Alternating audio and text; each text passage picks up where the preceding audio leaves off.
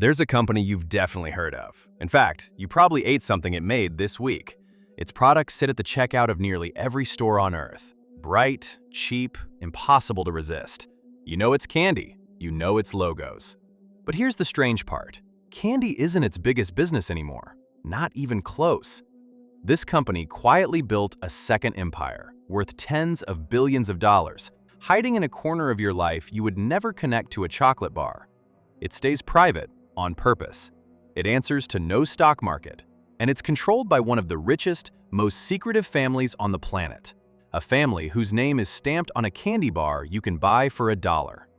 This is Mars, and the story of how a candy company became a silent giant is stranger than anything printed on its wrapper. Let's take it apart. Start with the obvious question. What is Mars, really? Because most people never think of it as a company at all. They think in brands. Snickers, M&M's, Twix, Skittles, Starburst, Milky Way, Three Musketeers. Even the gum at the register, Extra, Orbit, Juicy Fruit, that's Mars too. Every one of those is a familiar face. But behind all of them is a single enormous machine doing around $50 billion in sales a year, bigger than plenty of companies you'd call household names. And unlike almost every giant that size, Mars has never sold a single share to the public. No ticker symbol, no quarterly earnings call, no outside shareholders demanding more, faster. Mars is owned, top to bottom, by the Mars family. And they have spent a century making sure you know the candy, but never really see the company behind it.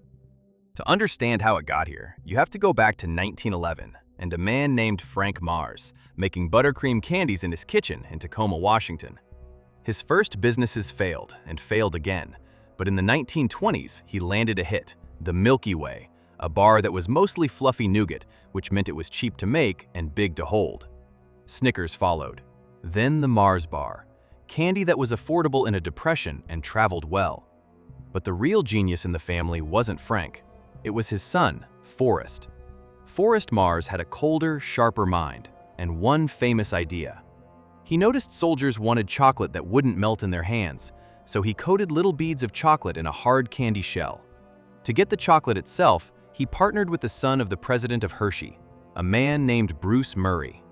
Two men, two M's. M and M's.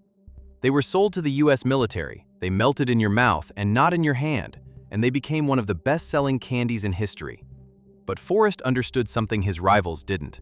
The money was never really in the chocolate.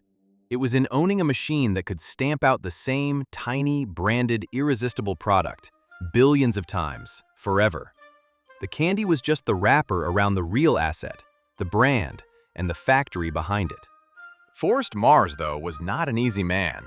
He clashed with his father so violently that he was essentially exiled, sent across the ocean to build a business somewhere else. And he did. In England, he launched the Mars bar, and then made a move nobody expected from a candy man. He started making food for pets. Pet food, back in the 1930s. Years later, he returned to America, seized control of the family company, and fused everything together. A demanding, secretive perfectionist who ran the business by a strict code he called the 5 principles: quality, responsibility, mutuality, efficiency, and freedom. That last one mattered most. Freedom meant staying private. It meant never going public, never borrowing more than it had to, never answering to Wall Street. Mars would grow slowly, patiently, across generations, because it never had to explain itself to anyone but the family. And that freedom is exactly what let it build the empire almost nobody sees. Because here's the twist. Ask people what Mars makes, and they'll say candy. They're wrong. Today, Mars's single biggest business isn't chocolate, it's pets. Mars Pet Care is the largest pet care company in the world. And on its own, it's bigger than all of that famous candy combined. Start with the food. Pedigree, Whiskas, Royal Canin, Sheba, Caesar, Nutro, Greenies. If there's a bag of it in your kitchen, there's a real chance it's Mars.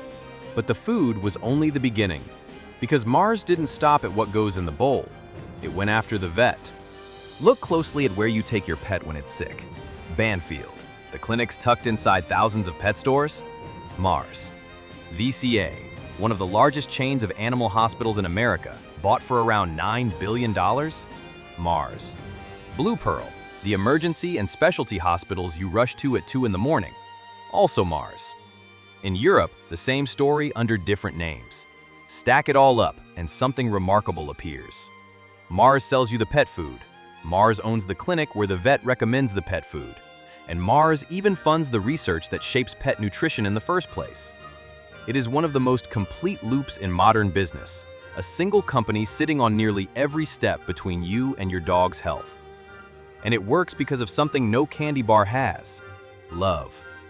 People will delay their own doctor's visit, but they'll spend whatever it takes to keep their pet alive.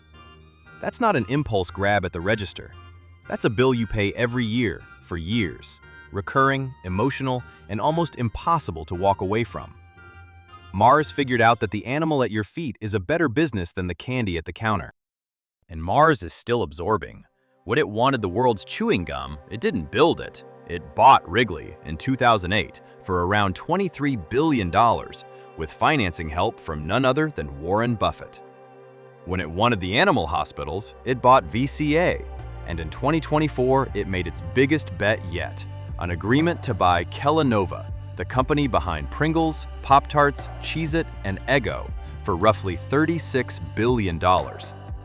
Think about what that means.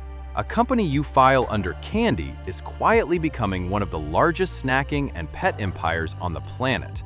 Chips, tarts, gum, chocolate, dog food, and the animal hospital, all under one private roof. Piece by piece, deal by deal, Mars stopped being a candy maker and became something much harder to name: a machine built to own the small, repeated purchases of your everyday life. And the people who own all of it? You'll almost never see them. The Mars family is one of the wealthiest families on Earth, worth well over $100 billion, and one of the most private. No founder chasing magazine covers, no splashy public feuds. They call their employees associates, they guard their numbers, and they let the brands do the talking while the family stays in the shadows. That secrecy isn't an accident, it's the whole strategy. By staying private, Mars can lose money for years building something new, shrug off a bad quarter, and think in decades while its public rivals think in months. The invisibility is the moat. So here's where we land. Mars is the perfect hidden empire, a company you've known your entire life, whose all size and shape you were never meant to notice. It hides in plain sight, behind a wall of familiar wrappers, quietly owning the gum in your bag, the food in your dog's bowl, and the hospital that treats it. You were only ever supposed to see the candy, so next time you're standing at a checkout or sitting in a vet's waiting room, look a little closer, because the same quiet giant might be standing on both sides of the counter. And if a company this big can hide behind a $1 chocolate bar, imagine how many other giants are hiding behind the brands you think you know. We're going to take apart every one of them, one at a time. Subscribe, and I'll see you in the next Teardown.